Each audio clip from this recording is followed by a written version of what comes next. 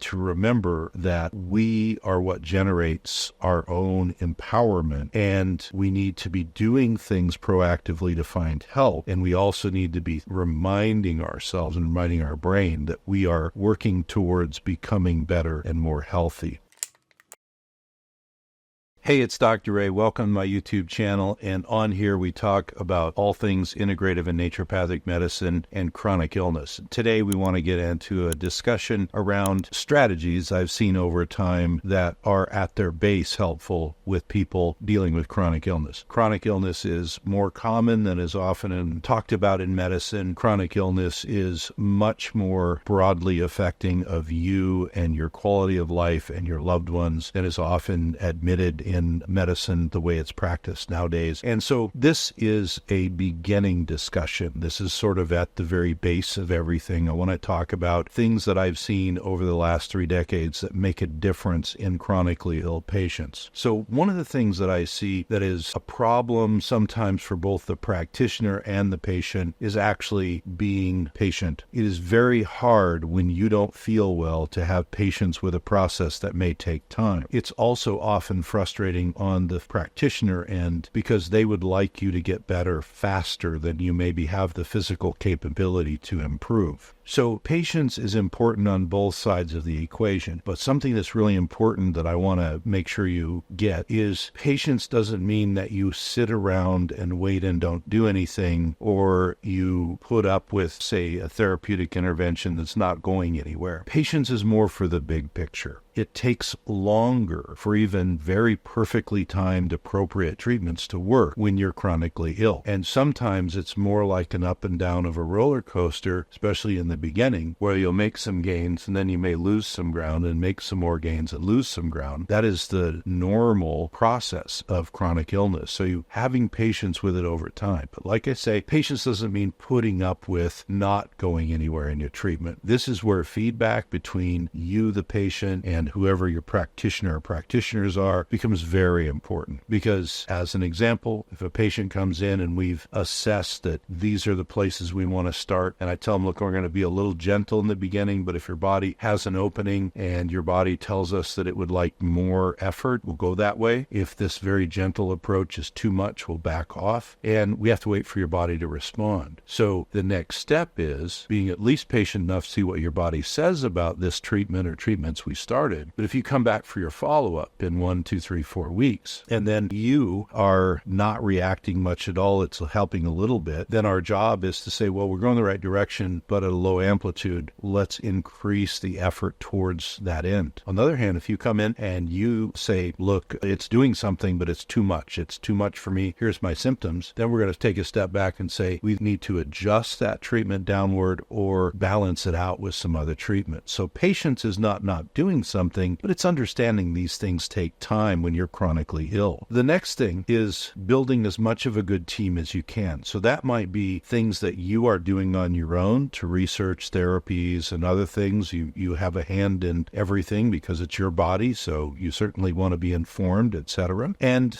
depending on the type of chronic illness you have and how good or bad that is progressing, you are probably going to need more than one practitioner involved. In many cases, you may have a standard primary care healthcare practitioner who's taking care of more of your, general middle of the road type of medical needs. And then you may have 1 or 2 integrative practitioners who do chronic illness care, and they may have different specialty areas. So for example, you might get a physician or other practitioner who's like myself, where we deal with the spectrum of chronic illness, and we may start you on various amounts of therapies with whatever underlying issues you have. But then we might want to involve another type of specialty, such as acupuncture and oriental medicine, or maybe a physical medicine practitioner, or any number of other types of practitioners that we don't have specialty in and we don't offer, because we know that sometimes you need more approaches to approach a chronically ill person's case than just the ones that you have. So building a team's important, and the team is different for each person. So some people only need one person kind of helping as maybe the captain of the ship. Other people need a lot of different angles of approach, and that's something that you work out with your providers as you move forward. So building the team. The next thing is looking at at what I call the things that stick up above the horizon in the beginning. So these would be things that are triggering your system, maybe keeping you chronically ill, or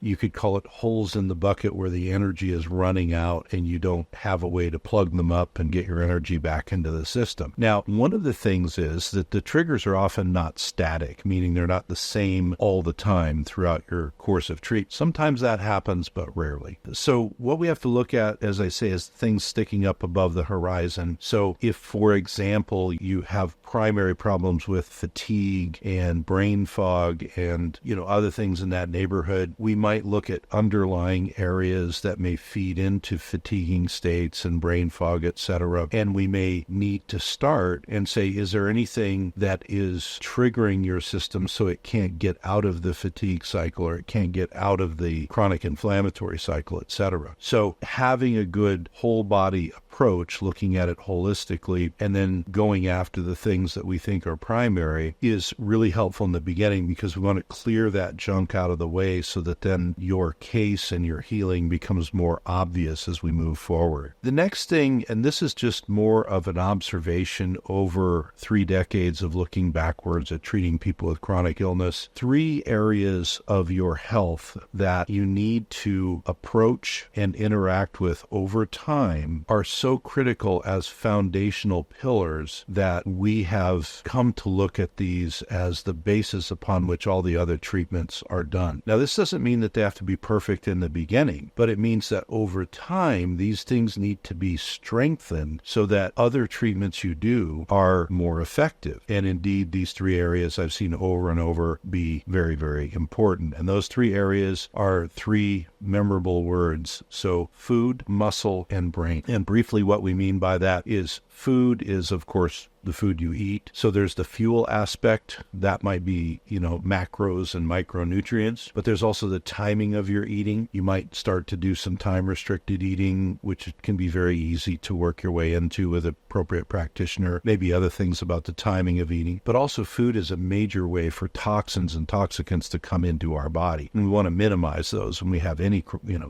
illness or just staying out of illness. Less toxins are better. So we want to look at the cleanliness of the food. Also, the amount of food. We don't want too little and we don't want too much. We want to feed the body appropriately. So food becomes important. And again, this is a long game. This is over time. We want to build that up and make it better. Muscle has to do with the fact that even when you are very deconditioned and tired and out of shape, if you can get your core muscles in your body, especially your leg muscles, the bigger muscles in your body, to working, they start to send signals out that are actually going to be beneficial to your immune function and other organ functions to start you towards healing. The counterbalance of muscle activity is fat activity. And if we have a lot of fat activity, that's usually driven by insulin excess. And that's going to lead to a lot of inflammatory chemistry that opposes the healing. So the important part with this, again, it's the long game. And you don't have to become a marathon runner or something. You just have to do a little bit more every week or every month with your physical body so that the muscles are engaged and working. And you do it to the level that is appropriate for you. We don't want you to overtrain or do other things and hurt yourself. So again, you work with your practitioner on that, but muscle becomes medicine in that sense. And then brain is really a two-way street with your brain. And that is, we have the obvious things that go into the brain. We have to be careful about negative inputs and things that might make us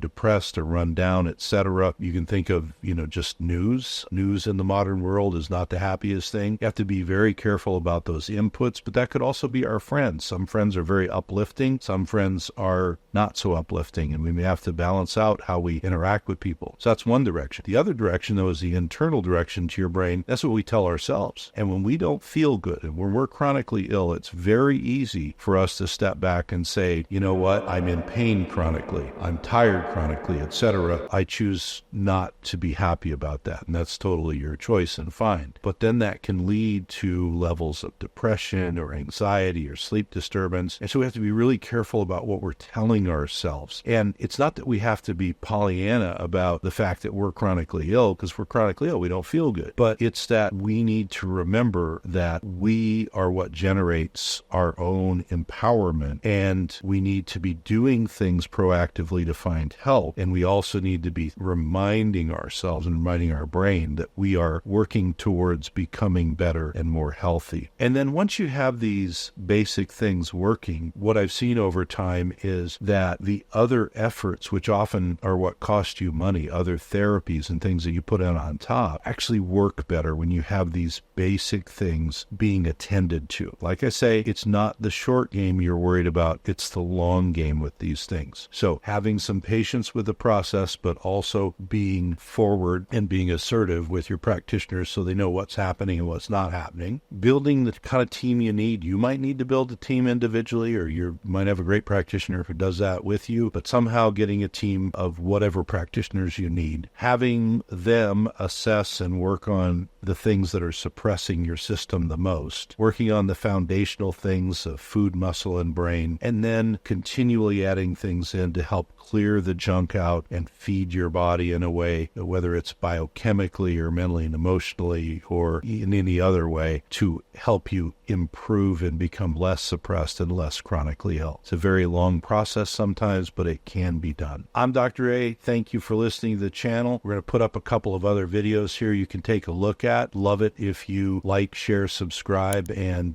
join our YouTube group. Thank you very much.